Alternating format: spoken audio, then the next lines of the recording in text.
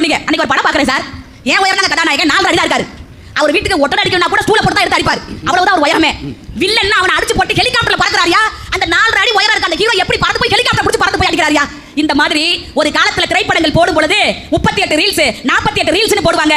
ஆனால் இன்னைக்கு படங்களில் சொல்லப்படுகின்ற கதைகள் அத்தனையுமே ரீல்ஸா விட்டு அடிச்சு மக்கள் மனங்களை பூரா கெடுக்கக்கூடிய கருத்துக்களையும் பாடல்களையும் சொல்லுகின்ற காரணத்தினால் சொல்கின்றேன். உலக போற போக்க பாரு செல்லம்மா, தொடர்பு ஊடகங்கள் என்னத பண்ணுது பாரம்மா.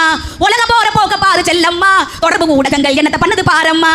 டிவின்னு சினிமான்னு கலாச்சாரம் வளருது, மனுஷ புத்திய மழுங்கடிச்சு மனுஷ புத்திய மாத்துது. சினிமாவும் டிவின்னு கலாச்சாரம் வளருது, மனுஷ புத்திய மழுங்கடிச்சு மனுஷ புத்திய மாத்துது. உலகம் போற இன்னைக்கு இருக்கக்கூடிய இளைஞர்களையும் பள்ளி குழந்தைகளும் கெடுக்கக்கூடிய அளவிற்கு நல்ல வார்த்தைகள் இருக்கக்கூடிய பாடல்களை அங்கொன்றும் இங்கொன்றுமாக வைத்துவிட்டு ஆபாச காட்சிகளையும் ஆபாச கருத்துக்களையும் அள்ளி தெளிக்கின்ற காரணத்தினால் வெள்ளித்திரையும் சின்னத்திரையும் பொழுதைத்தான் போக்குகிறது என்று நீங்கள் தீர்ப்பினை வழங்க வேண்டும் என கேட்டுக்கொண்டு இதுகாரம் கண்ணியமாக கேட்டு ரசித்த என் உயிரின மேலான கம்பம் ரசிக பெருமை. எண்ணம் போல் வாழ்க்கை, எண்ணம் போல்தான் வாழ்க்கை.